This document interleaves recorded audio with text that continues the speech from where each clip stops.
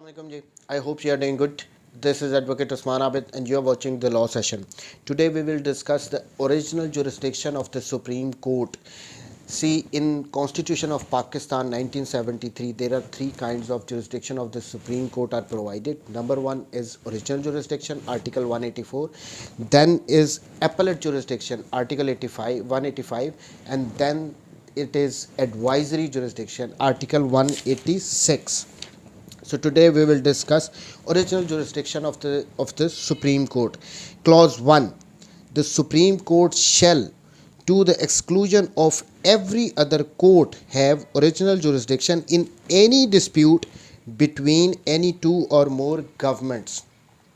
अब क्लॉज 1 में यहाँ पे क्लियर कट बता दिया गया है कि अगर तो गवर्नमेंट्स के दरमियान कोई डिस्प्यूट अराइज होगा तो उसको सुप्रीम कोर्ट के अलावा किसी और कोर्ट के पास पावर नहीं है कि डिसाइड करे। सुप्रीम कोर्ट उसको अपनी इस ओरिजिनल जुरिस्डिक्शन में डिसाइड करेगी और कोई और कोर्ट उसको डिसाइड नहीं कर सकती।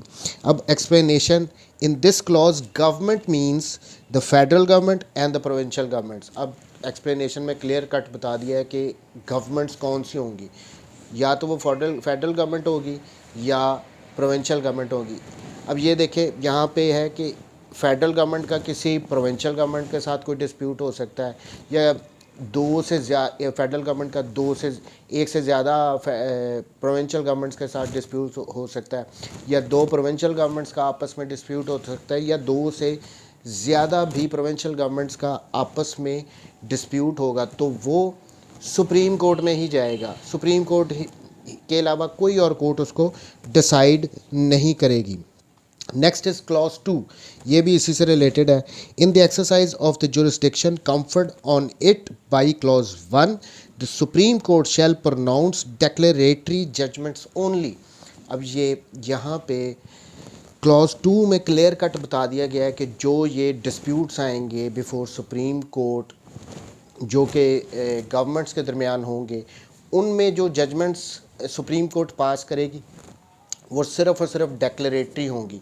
अब ये डेक्लेरेटरी जजमेंट से क्या मतलब है?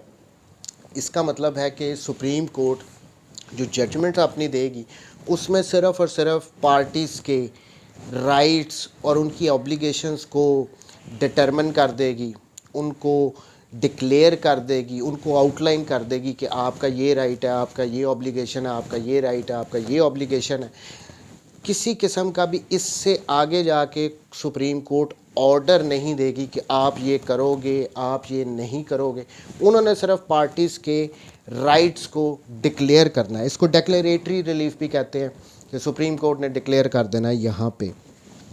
Next is clause 3। अब ये क्लॉज 3 बहुत कंट्रोवर्शियल है पाकिस्तान में। इससे रिलेटेड पाकिस्तान में पॉलिटिकल पार्टीज़ को बहुत एतराज़ है। अब ये वही है, कंट्रोवर्शियल है काफ़ी ये पाकिस्तान में।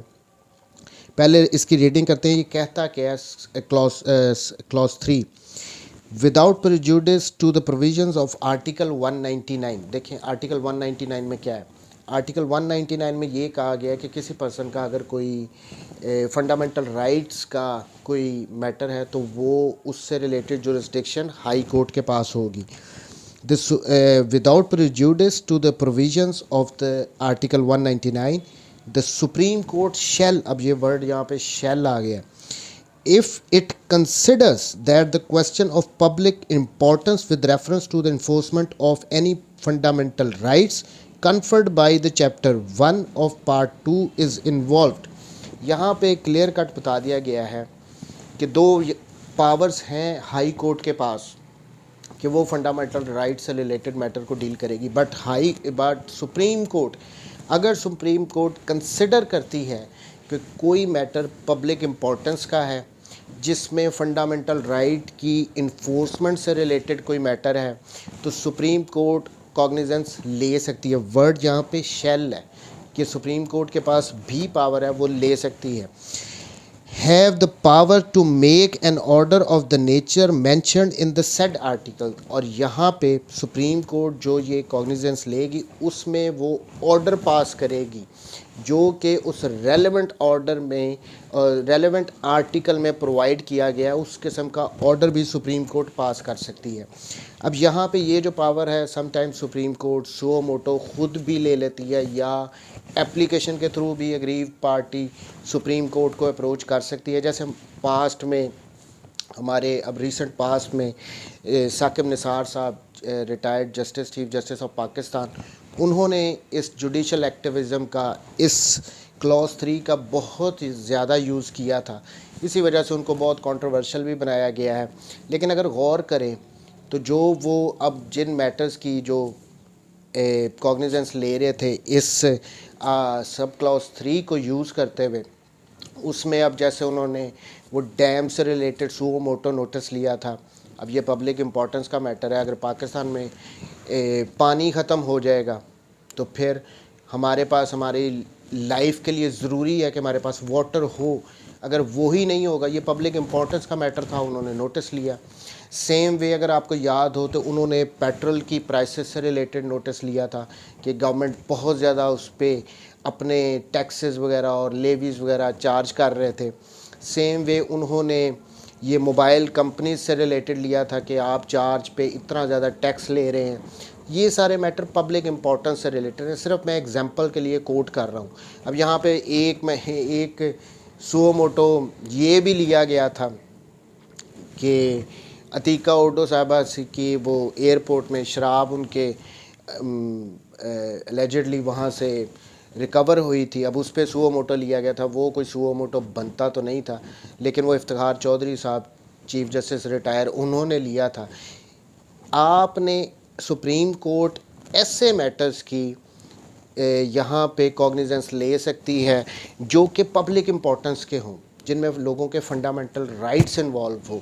सो उन्हीं से रिलेटेड यहाँ पे सुप्रीम कोर्ट कॉग्निजेंस ले सकती है, उन मैटर को डिसाइड कर सकती है, उनमें ऑर्डर पास कर सकती है। लेकिन यहाँ पे supreme court as a trial नहीं कुछ भी कर सकती। ट्रायल नहीं होगा। अगर ट्रायल के लिए जाना है तो फिर वो किसी और कोर्ट को नीचे रेफ़र किया जाएगा ऑर्डर के थ्रू सुप्रीम कोर्ट। यहाँ पे भी डेक्लेरेटरी ही किस्म का जजमेंट कोर्ट पास करेगी। ट्रायल नहीं होगा इस जुरिस्डिक्शन में। ये जुडिशल एक्टिविज़म है सुप्रीम कोर्ट की। मेरे अगर मैं अपनी पर्सनल ओपिनियन यहाँ पे दूँ तो मैं इसकी फेवर में हूँ। ये एक किस्म का गवर्नमेंट पे चेक है कि क्या गवर्नमेंट ठीक काम कर रही है, नहीं कर रही। अब देखें, अब पाकिस्तान में जैसे डैम्स की ज़रूरत है, गवर्नमेंट का इस तरफ ध्यान ही नहीं था। कोर्ट ने उस पर कॉग्निजेंस लेके अपना ऑर्डर पास किया, अब डैम बन रहे हैं। सेम वे और भी दूसरे मैटर्स हैं। जैसे एक साकिब निसार साहब ने एक और सुओ मोटो लिया था कि जो ये वेस्ट होता है हॉस्पिटल्स का, वो डंप कर दिया जाता था। अब वो ऑब्वियसली हमारे लिए, जनरल पब्लिक के लिए एक किस्म की न्यूसेंस थी, उनके लिए डेंजरस था वो। वहाँ पे उससे रिलेटेड नोटिस लिया गया था साकिब निसार साहब की तरफ से। सो एनी हो, जुडिशल एक्टिविज़म मैं इसकी फेवर में हूँ, इसको होना चाहिए। लेकिन अब पाकिस्तान में सारी पॉलिटिकल पार्टीज़ को, ख़ास तौर पे जो गवर्नमेंट में होती हैं, उनको बहुत एतराज़ होता है कि उन पे एक किस्म का ये चेक होता है सुप्रीम कोर्ट की तरफ से कि supreme court suo motu notice ना ले ले। एनी हो, this was all about original jurisdiction of the Supreme Court. Thank you very much ji. Take care. Allah.